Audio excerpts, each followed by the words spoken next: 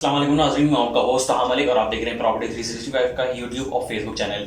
नाज़रीन, आज की इस वीडियो में हम बात करने जा रहे हैं करंट इकोनॉमी को देखते हुए रियल एस्टेट पर उसके क्या असरात हैं। ये तमाम चीज़ें आज की इस वीडियो में डिस्कस करी जाएंगी और आज की इस वीडियो के लिए हमारे साथ मौजूद हैं हमारे सीनियर सैयद अबुल हसन साहब। अस्सलाम वालेकुम। वालेकुम अस्सलाम।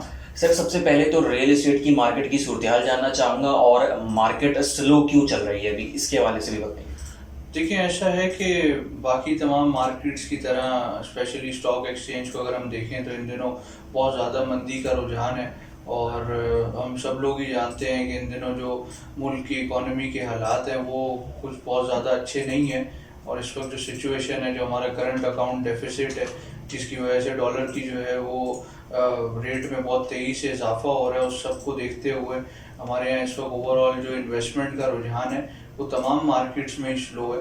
इसी तरीके से रियल स्टेट सेक्टर के अंदर भी सिचुएशन इस वक्त इसी तरह की है कि ओवरऑल जो है वो पोजीशन इस वक्त मार्केट की स्लो है। अच्छा सर, इसके बाद मैं ये बात जानना चाहूँगा कि क्या इकोनॉमी को बूस्ट करने में रियल एस्टेट की मार्केट हेल्प कर सकती है?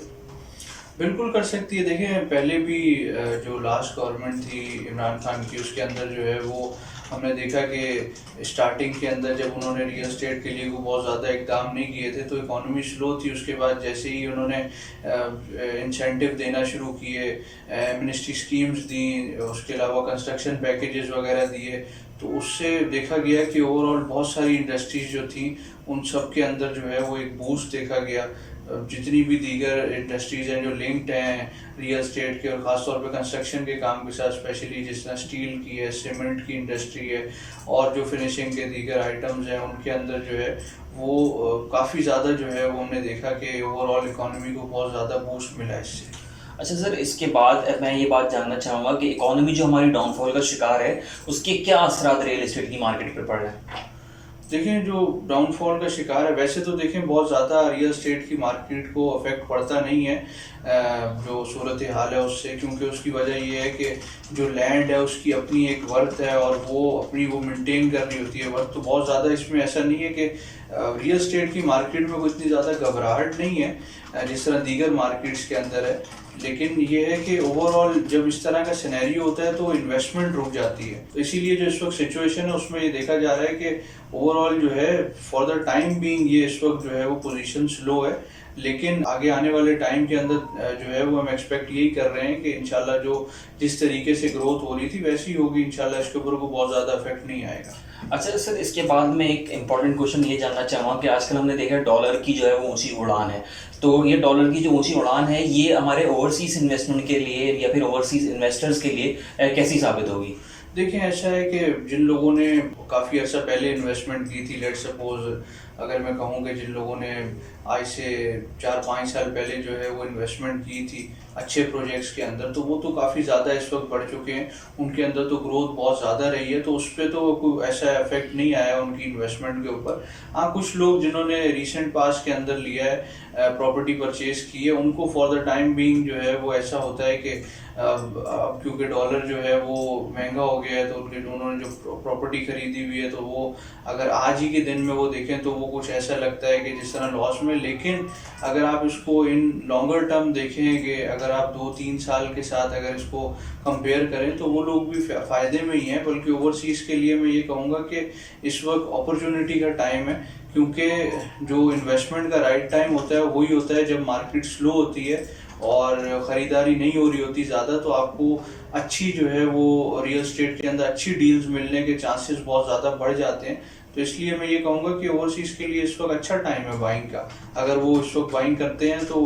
क्योंकि जिस किस्म की इस वक्त डॉलर की सिचुएशन है, रेट काफ़ी ज़्यादा हाई है, तो वो अगर वो इस वक्त जो है वो कन्वर्ट करते हैं पीकेआर के अंदर तो एक अच्छी अपॉर्चुनिटी अवेल कर सकते हैं, क्योंकि मार्केट्स भी इस वक्त स्लो हैं। तो ये एक पॉजिटिव साइन भी है ओवरसीज़ के लिए। अच्छा सर, यहाँ पर हमने देखा जब भी इस तरीके का सिलसिला होता है, जब इन्वेस्टमेंट रुक जाती है तो उस वक्त हमारा जो जेन्युइन बायर होता है वो भी थोड़ा सा घबरा जाता है। क्या अभी जेन्युइन बायर को भी घबराने की ज़रूरत है या नहीं?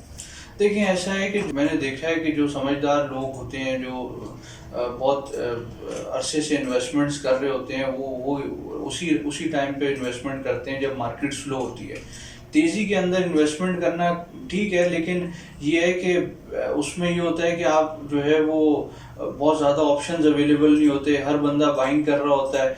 तो उस टाइम पे जो है वो आपको बहुत ज़्यादा अपनी मर्जी की चीज़ मिल नहीं पाती है। इस वक्त की मार्केट के अंदर जो सिचुएशन है, जो ऐसा टाइम है ये कि इस वक्त जो जो लोग परचेजिंग की तरफ आते हैं उनको एक तो अपने मतलब की जो है वो प्रॉपर्टी मिल जाती है, और दूसरा ये है कि वो प्राइस के अंदर बहुत ज़्यादा अच्छा बेनिफिट ले सकते हैं। अच्छा sir, last but not least ये बात जानना चाहूँगा कि जो अभी सूरत हाल है इकोनॉमी की और अभी जो मार्केट स्लो है, ये आप तक कब तक प्रेडिक्ट कर रहे हैं कि कब तक बेहतर हो जाएंगे मामला?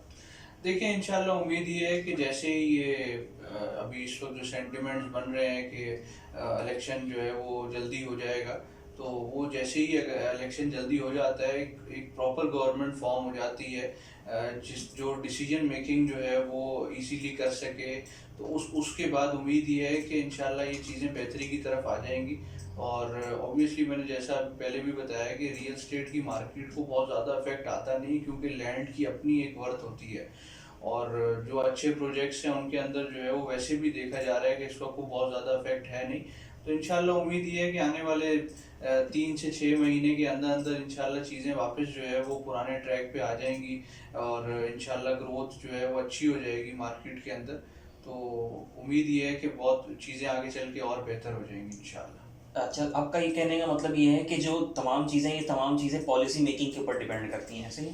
जी हाँ, ऐसे ही है। देखें जिस तरह मैंने अभी तो पहले भी बताया कि ओवरऑल जो है वो पिछली गवर्नमेंट के अंदर जो इमरान खान साहब की थी उसके अंदर हमने देखा कि उन्होंने जो इंसेंटिव दिए थे वो इंसेंटिव की वजह से वो पूरी मार्केट जो है वो ओवरऑल चली, और हमने देखा कि बहुत ज़्यादा ग्रोथ थी। अगर हम इस टाइम पीरियड के अंदर जो है वो मुख्तलिफ प्रोजेक्ट्स के अंदर जो जिस तरीके से रिटर्न्स लोगों ने हासिल किया उसको देखें तो वो तकरीबन कोई अराउंड 200 से 250% के अराउंड जो है वो रिटर्न है जो लोगों को मिला है इस 3 से 4 साल के टाइम के अंदर, जिन लोगों ने अच्छे प्रोजेक्ट्स के अंदर इन्वेस्ट किया। और कुछ जगहों पे तो इससे ज़्यादा बेहतर मिला है जहाँ पे कंस्ट्रक्शन की एक्टिविटी ज़्यादा थी और लोन्स की स्कीम थी, तो उनके अंदर तो बहुत ज़्यादा इस तरीके का था। तो गवर्नमेंट के ऊपर बहुत ज़्यादा डिपेंड करता है कि उसकी पॉलिसी क्या रहती है, और उस पॉलिसी के को लेके ही मार्केट जो है वो आगे चल रही होती है।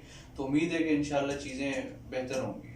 अच्छा नाज़रीन, ये थे कुछ सवालात जो हमसे पूछे जा रहे थे और हम आपके साथ डिस्कस भी करना चाह रहे थे। आज के लिए इतना ही, हमें दीजिएगा इजाज़त। अल्लाह हाफ़िज़। अल्लाह हाफिज़।